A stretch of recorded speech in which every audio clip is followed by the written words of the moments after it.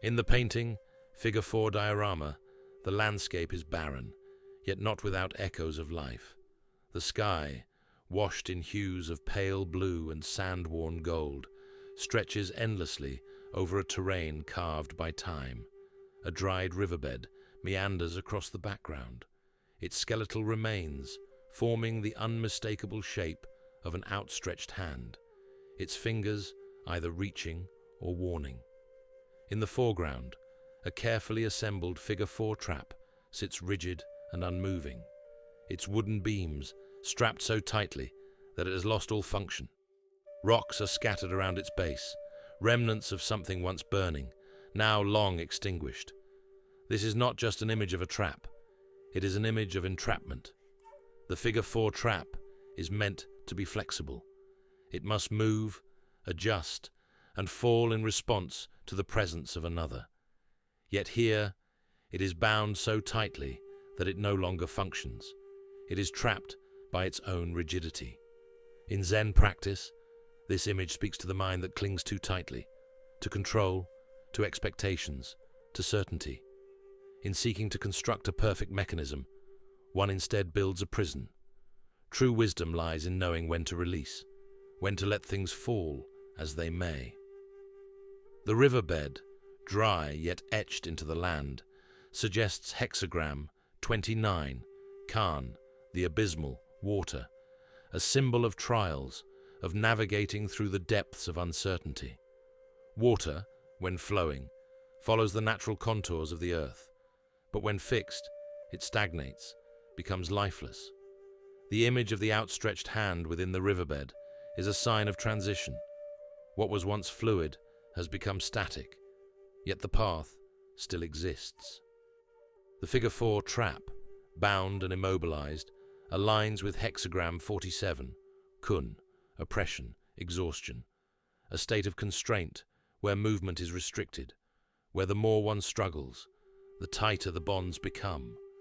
The I Ching teaches that constraint is not eternal. It is a moment to reflect, to seek the movement that still remain. The soft overcomes the hard. The yielding overcomes the rigid. Lao Tzu. The Figure 4 trap is paradoxical. It was created to move, yet in trying to perfect its stability, it has been rendered useless. The Tao warns against such an approach. Rigidity leads to breaking.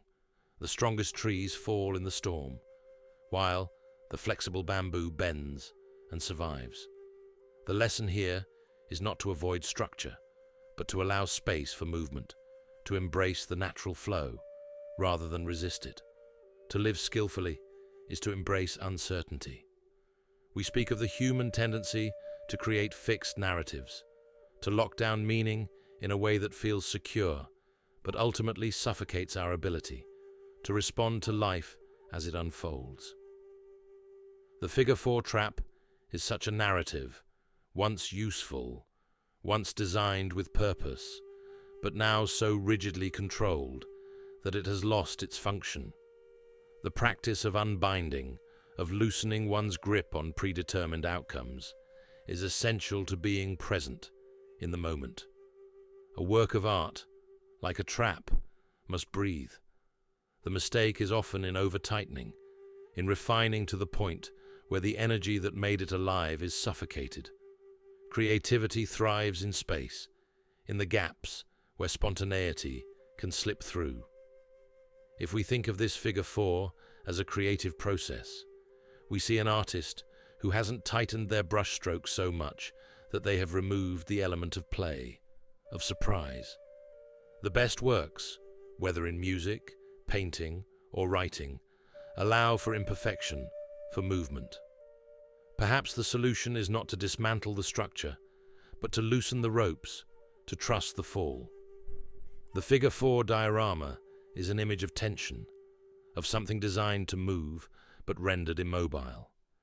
It mirrors our own struggles with control, with the fear of letting things unfold naturally. The river, though dry, still holds its shape, reminding us that movement is always possible.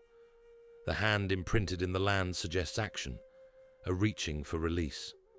The lesson here is subtle yet profound. What we hold too tightly, we lose. The trap that is fixed never catches its mark. Where in your life have you over-tightened the ropes? What structures have you built that now hold you instead of serve you? Consider loosening your grip. Let the process breathe. Trust that movement will return when you stop resisting it. Release the tension. The river still remembers how to flow.